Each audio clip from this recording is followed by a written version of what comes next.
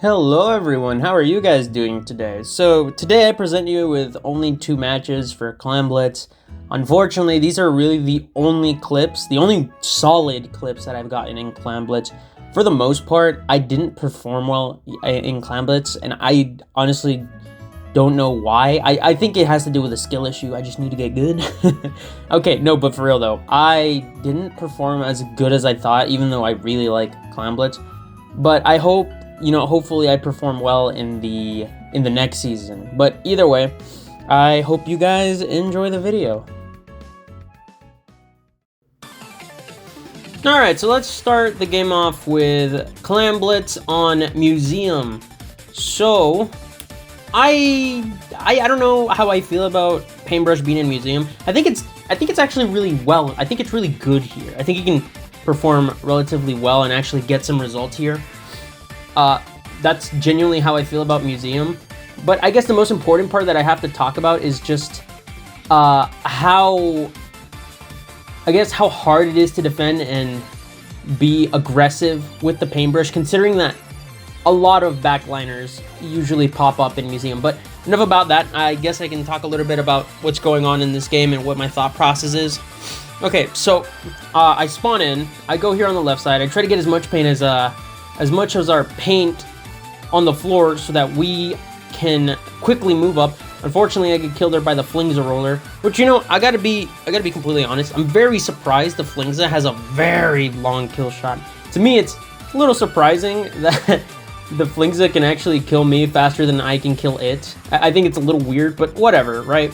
Okay, so right here, we get missiled, so my first instinct is to engage, because the last thing the enemy expects is for a enemy that is locked onto missiles to engage. Usually when you're locked into missiles, it's normal for you to disengage and try to avert the damage from missiles and paint somewhere else, maybe on the enemy spot as much as you can, but that's not normally what I do. Okay, so unfortunately we're 2 people down here.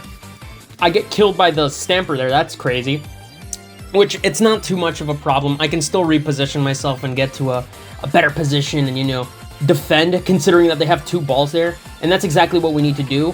Unfortunately, they get 1 ball in. I almost get killed here by the crab tank. I actually whiff, and unfortunately they scored, which ultimately sucks. I whiffed big time here with the Flingza. If I killed that Flingza earlier, it would have been much better for us, considering that their score wouldn't have been 48. But I mean, that's besides the point. They keep scoring, and now they're close to 39 points.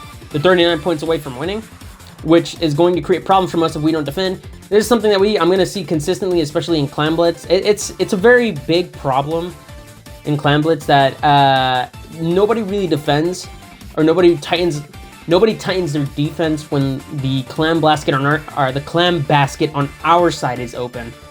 Okay, so I throw down a wave breaker here. I get ready to engage because I've already seen where the Stamper is. Okay, kill the Stamper and get rid of this very annoying heavy edit. So I give my clams to the Splattershot Pro, and this is before this was a pre-buffed Splattershot Pro, so keep that in mind. This is all before the crazy buffs that the Splattershots got. So I got 4 clams. I almost die here. I died to the Stamper, unfortunately, and we're 50 points in. So this game is not too far from being able to get. We're not too far from being able to get a comeback from this game, which is nice. I can see that our pro is taking damage from the Stamper. Try my best to help him. We got a ball ready, and and I'm very lucky here because there is so many clams perfectly lined up for me. Here I gotta paint. I don't know where the enemy is, and I need to paint constantly because I don't want to get ambushed. Here I throw the wave breaker down as fast as possible so I can add some protection, and it genuinely works. That Flingza barely misses the kill shot, and I got very lucky there. Now we're in the lead by I think by 7 points. I think we also increased our lead here a little bit more. So I get the kill here on the Tri-Slosher and failed to get the kill here on the Stamper. If I didn't whiff that shot, we most likely could have scored a little bit more. But you know what? We're now in the lead. So, that's perfect. All we really need to do is defend. We don't really need to play aggressive. But of course, that's not how I play. I don't play like a wuss. I'm a man. I always try to be aggressive. Okay, no, I'm kidding. I really have to play defensive here because I don't want the enemy to score, because when that pressure starts to build up, you can really tell, you know, how bad it's going to get. Okay, so Flingza has a ball. Get rid of that Flingza. I need to immediately get rid of threats that can easily pose a problem, like that heavy edit that with a crab tank.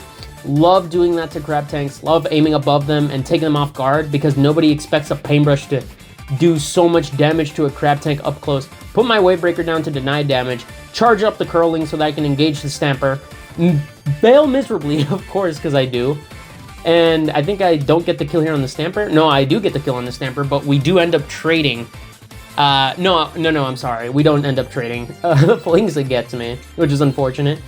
We win the match here. We got very fortunate that they didn't form a ball quick enough, because as soon as that timer almost reached 0, our cue was to be aggressive so that they don't form a ball and defend as many clam spots as we could so that they don't get the chance to form that ball. Overall, I think I could have done better, especially with a opening gambit build. I probably should have said that in the beginning, but I mean, it wasn't too bad. I did as much as I could. I got the speed boost, and overall, I think that performance was okay. I feel like I could have performed somewhere better, but you know what? Still a good game. Alright, so starting game 2, again, I'm playing the paintbrush as I usually do. I'm very confident with this weapon. And I am going up against a brush, a tetra, a splatter shot, and a range blaster. So, before I get to my matchups, I guess I can talk about my feeling in playing in this map. So, Umami Ruins actually does feel good to play the paintbrush. So, I don't have to worry too much about the paintbrush and, you know, how bad this map is against it. I genuinely feel like I do a good, or not I feel like this weapon, the paintbrush, does an overall good performance in this map. But enough about the map. I guess I can talk about the weapons I'm going up against. So as you can see, for the most part, some of these aggressors are some of these weapons, the enemy weapons that I'm going up against, are extremely aggressive. And the cool thing about the paintbrush is that it actually counters most aggressive weapons. For the most part, Tetra needs to use its dodge rolls for it to be extremely effective. Paintbrush doesn't care. You just swing at a general direction because that massive hitbox is crazy, and get rid of that Tetra. That Inkbrush needs to come up close and, you know, use its movement speed to score. I mean, again, it doesn't matter if I have so much range and I can two-shot you from a good distance. Yeah, it may be fast, but if you can't, you know, you can't hit me, but I can hit you, you know, that doesn't matter. Range Blaster, I mean, you can hit hard, that doesn't matter. Your one-shot doesn't matter if I can kill you and I'm faster than you, so, I mean, it's whatever. And the splatter shot, I feel like the only counter here in this entire game is the splatter shot. That's really it. This was pre-buffed, by the way, so obviously it's not going to perform well as the current buff splatter shot got. But overall, I think it's a solid matchup for me. I think we have a solid chance of winning because of this matchup. It's not hard, and you know, I can basically deal most of the damage here. Okay, but enough about the matchups. I guess I can talk about a little bit more about what happens in this match. Okay, so as you can clearly see, that now that we got a wipeout, there's no point of me staying back. It's now time to be aggressive. If I got the kill there on the Tetra, I probably could have avoided as much damage as I could. Maybe even not getting eliminated there. Which, I mean, it's okay. You know, it's not the end of the world. We did manage to score a little. We did manage to score a lot of points in. I did manage to get a ball, but there's no point of engaging if the enemy's getting ready to disengage, or I'm sorry, not disengage, to re-engage. So the thing is that something I noticed, especially in this match, is that the enemy team really puts paint down relatively fast, and that's because of the ink brush. People surprisingly underestimate how fast that ink brush just puts ink down relatively fast. And if I'm being completely honest, that actually took me off guard that the ink brush escaped narrowly to the left side, and I get killed there by the splatter shot. I don't remember. But it's completely fine. So I gotta take care of this ink brush as fast as possible. He has the ball. Take care of this range blaster, and unfortunately because I fat finger my button, I accidentally pressed the button for my sub weapon, which is why I ran out of ink relatively fast. It wasn't because the paintbrush ran out of ink super quickly. It was just because I was being a fool. So luckily we do manage to scare an additional 10 points, I believe, which, I mean, it's a nice lead, but it's not, you know, we still haven't won the game, so we can't drop our guard. You never know when the enemy might, you know, surprise you at the end of the day. So I do my very best to avoid as much damage as I can. Unfortunately, take the splat bomb. I genuinely thought I outran that. Maybe I should have squid rolled to deny as much damage as possible. Because for those who don't know, and this is kind of a general technique for brushes, you can actually do a quick squid roll when you roll as a brush. If you time your movement as well as the paint trail with the roll of a brush, you can actually perform a relatively fast squid roll. It's a little hard to pull off in some instances, but for the most part, it's not, you know, it's not too bad. Okay, so again, I see that we're in the lead. We scored another 10 points. There's only 10 seconds left. The thing that I have to do here is defend. Like I get the kill here on the range blaster.